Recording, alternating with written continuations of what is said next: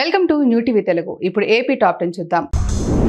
గన్నవరం మాజీ ఎమ్మెల్యే వల్లభనేని వంశీని అక్రమంగా అరెస్ట్ చేశారని వైసీపీ ఆరోపించింది. దీనిపై తాజాగా టీడీపీ స్పందించింది. పిల్ల సైకో పాపం పండిందని, ఇలాంటి సైకోని చట్టపరంగా శిక్షించడం తప్ప అని టీడీపీ ప్రశ్నించింది. ఈ మేరకు వైసీపీ హయాంలో గన్నవరం టీడీపీ ఆఫీస్పై దాడి చేసిన వీడియోను ఎక్స్ లో పోస్ట్ చేసింది. కాగా మరోవైపు మంత్రి లోకేష్ రెడ్ బుక్ అమలు కాబోతుందని టీడీపీ శ్రేణులు చెబుతున్నారు. నంద్యాల ప్రభుత్వ డిగ్రీ కళాశాల క్రీడా మైదానం ఉదయం 4 నుండి 7 గంటల వరకు మాత్రమే ఉపయోగించుకోవాలని ప్రిన్సిపల్ శశికళ తెలిపారు. కాలేజీ ఎడ్యుకేషన్ కమిషనర్ ఆదేశాల మేరకు ఈ నిర్ణయం తీసుకున్నట్లు పేర్కొన్నారు. నిబంధనలను అతిక్రమించిన వారిపై కఠిన చర్యలు తీసుకుంటామని పేర్కొన్నారు. పట్టణ ప్రజలు సహకరించాలని విజ్ఞప్తి చేశారు. తంబలపల్లి మండలం కోసువారిపల్లిలో కొలువున్న శ్రీ ప్రసన్న వెంకటరమణ స్వామి వార్షిక బ్రహ్మోత్సవాలు టీటీడీ ఆధ్వర్యంలో వైభవంగా జరుగుతున్నాయి. అర్చకులు కృష్ణప్రసాద్ షెట్టర్, రమేష్ బాబు, ధనుష్ బృందం స్వామివారిని శ్రీదేవి భూదేవి సమేత శ్రీనివాసుడికి వైభవంగా వసంతోత్సవం నిర్వహించారు. మధ్యాహ్నం శాస్త్రోక్తంగా చక్రస్నానం చేశారు. రాత్రి ఘనంగా ధ్వజారోహణం నిర్వహించారు. టిఐ కృష్ణమూర్తి, నాగేష్, నాగరాజ్ తదితరులు పాల్గొన్నారు. మామిడికుదురు మండలంలో పొగమంచు దట్టంగా కమ్ముకుంది. మండల వ్యాప్తంగా ఎక్కడ చూసినా ఇదే పరిస్థితి.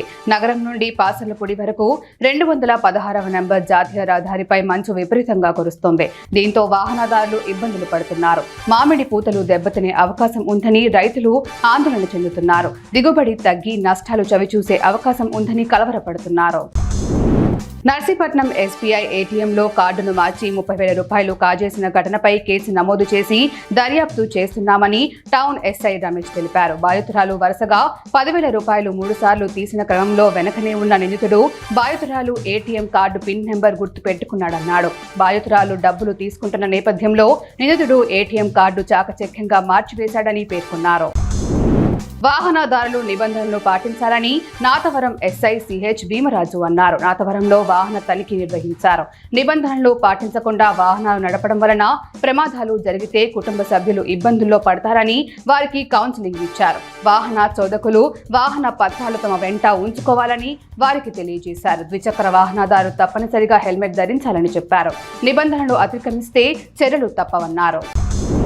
తణుకు మండలం వెల్పూరులో ఒక పౌల్ట్రీ ఫామ్ లో కోళ్లు చనిపోవడంతో శాంపిల్స్ ని ల్యాబ్ కి పంపించడం జరిగిందని, బర్డ్ ఫ్లూ వచ్చినట్లు నిర్ధారణ అయినట్లు కలెక్టర్ నాగరాణి తెలిపారు. చుట్టుపక్కల కొన్ని గ్రామాల్లో 10 కిలోమీటర్ల ప్రాంతాన్ని సర్వేలెన్స్ ప్రాంతంగా ప్రకటించి కోళ్ల ఉత్పత్తుల రాకపోకలను కట్టడి చేశామన్నారు. రెడ్ జోన్ లో 2 చెక్ పోస్టులు, ఆరెంజ్ జోన్ లో 4 చెక్ పోస్టులు ఏర్పాటు చేశామన్నారు.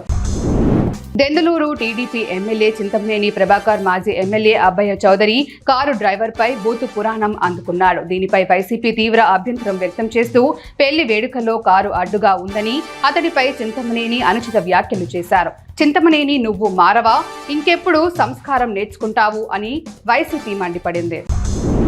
కూటమి ప్రభుత్వం అధికారంలోకి వచ్చిన 7 నెలల్లో పెందుర్తి నియోజకవర్గంలో కొన్ని పనులు చేస్తున్నామని ఎమ్మెల్యే పంచకర్ల రమేష్ బాబు అన్నారు. వరపాడలో జనసేన శ్రేణుల ఆత్మీయ సమావేశం నిర్వహించారు. ఈ సమావేశంలో మాట్లాడుతూ కాలుష్యం, లంకిలపాలెం వద్ద రైల్వే వంతెన నిర్మాణం, మూల స్వయంవరం గ్రామం తరలింపు, ఉపాధి కల్పనకు సంబంధించిన సమస్యలు ప్రభుత్వ పరిశీలనలో ఉన్నాయన్నారు. అసెంబ్లీలో కూడా ప్రస్తావించామన్నారు.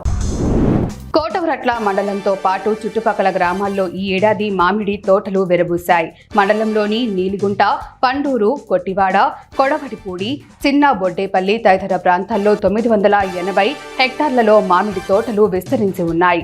2 ఏళ్ల నుంచి దిగుబడి గణనీయంగా తగ్గిపోవడంతో రైతులు నష్టాలను చవిచూడాల్సి వచ్చింది. ఈ నేపథ్యంలో ఈ ఏడాది మామిడి పూత రైతుల్లో ఆశలను చిగురింపచేస్తోంది.